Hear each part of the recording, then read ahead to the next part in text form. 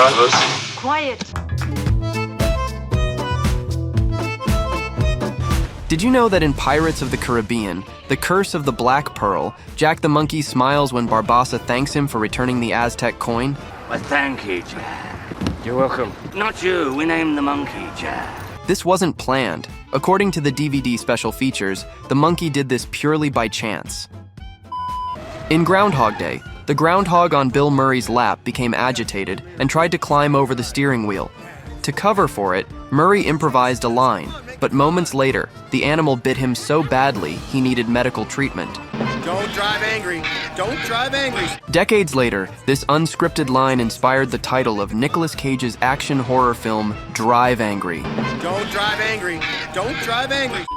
In The Wolf of Wall Street, Leonardo DiCaprio was so nervous during his kissing scene with Joanna Lumley that it reportedly took 27 takes to get it right.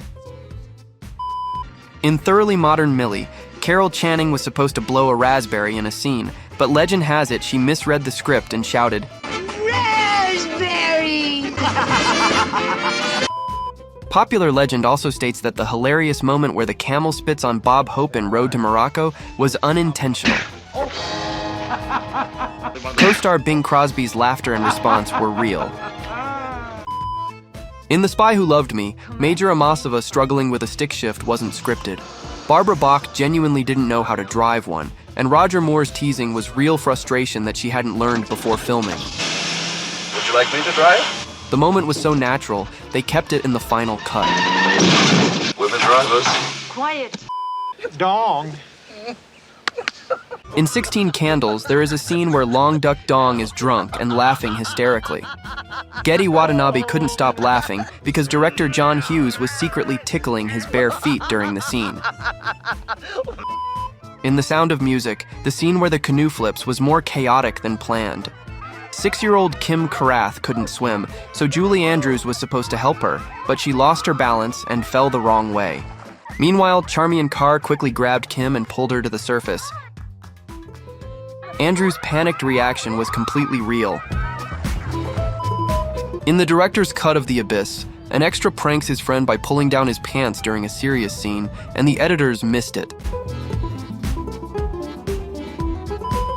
In The Hobbit, The Desolation of Smaug, while filming the barrel escape scene in an indoor rapids tank, several cast members admitted to relieving themselves in the water since they couldn't take breaks. When Martin Freeman found out, he was furious, since Bilbo spends the entire scene in the water and had unknowingly swallowed a lot of it. In Twilight, when Carlisle bites Edward, he whispers in his ear to get a reaction. "I'm sorry," and "my son didn't work," but when he whispered, "You're sexy," Robert Pattinson nearly broke into laughter. That's the take they ended up using. In Kill Bill Volume 1, when Chiaki Kuriyama was shooting the scene where she flings her ball and chain, she accidentally hit Quentin Tarantino on the head as he stood by the camera. I'm Batman. In Batman, Michael Keaton couldn't turn his head because of the stiff suit, so he had to turn his whole body instead. This unintentional limitation became a running joke and was even referenced in Deadpool. The mask is really intimidating, huh? It's like Batman, except he can move his neck. Okay. In Little House on the Prairie, Carrie was played by twins, and during the opening sequence, one twin was swapped in with her shoes on the wrong feet. She tripped while running down the hill, but the director found it so funny that he left it in. One of the most famous scenes in Raiders of the Lost Ark, where Indy shoots a swordsman, was not part of the original plan. The scene was supposed to be a long fight, but Harrison Ford was sick with dysentery and could only film for short periods. When he arrived on set, he suggested just shooting the swordsman instead, and it became one of the film's most memorable moments. In Notting Hill, when Bernie unknowingly asks Anna about her salary, Julia Roberts improvised the number. Initially, she said $10 million as scripted, but in later takes, she raised it to $12 million and then $15 million. Last film you did, what did you get paid? $15 million. Right. When Hugh Bonneville asked why she kept increasing the amount, Roberts joked, "I'm kinda tired of lowballing." In The Godfather Part 2, an extra named Carmelo Russo was supposed to silently walk by during young Vito's negotiation with Signor Roberto, but he improvised a greeting. να δεν είσαι το μάριν τα ναύτες εμείς. Director Francis Ford Coppola disliked the interruption, but Robert De Niro argued it added authenticity by showing Vito's respect in the neighborhood, convincing Coppola to keep it in.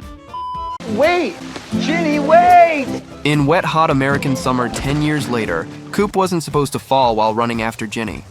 Michael Showalter accidentally slipped on the mud, but it was so funny that they decided to keep it in. I hope you guys filmed that. You ever tried shawarma? There's a shawarma joint about 2 blocks from here. I don't know what it is, but I want to try it. Did you know in The Avengers, Captain America doesn't eat during the post-credit shawarma scene because Chris Evans had already started filming Snowpiercer and had a crew cut with a full beard? The prosthetic jaw used to hide it looked unconvincing, so they had him sit silently with his hand covering his face instead. One more random fact, he's also wearing a wig in the scene. In Jaws, a local townsman reacts to the capture of a tiger shark with over-the-top disbelief, delivering his line so badly that it unintentionally becomes one of the film's funniest moments. But what kind? What kind of shark? Tiger shark. A what?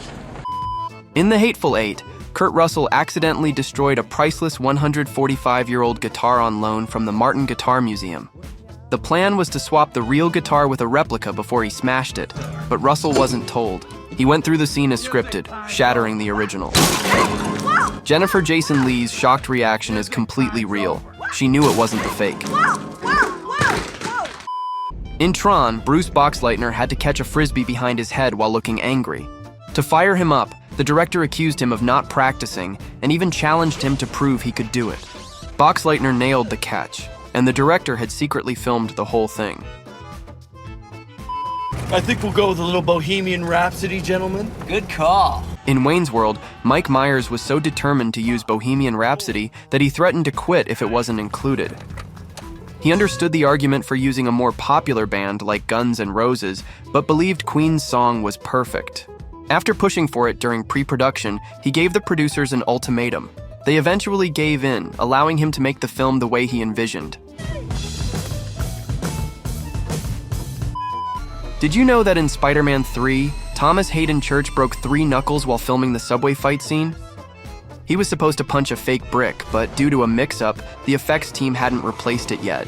When director Sam Raimi called action, Church swung full force and hit a real brick instead, injuring his hand on the first take. In Guardians of the Galaxy, Zoe Saldana nearly broke Chris Pratt's ribs. He forgot to wear protective gear during a fight scene, but didn't tell her, fearing she'd hold back. She hit him full force, leaving him in serious pain. In Titanic, James Cameron famously threatened to fire anyone who left the tank for a bathroom break during the lifeboat scenes. As a result, several actors, including Kate Winslet and Leonardo DiCaprio, ended up relieving themselves in the water. Son of a bitch! In Fun with Dick and Jane, Jim Carrey's fall from the roof rafters wasn't scripted. While trying to climb down during the scene, he lost his grip and hit the floor hard. Instead of stopping, he and the director decided to keep rolling.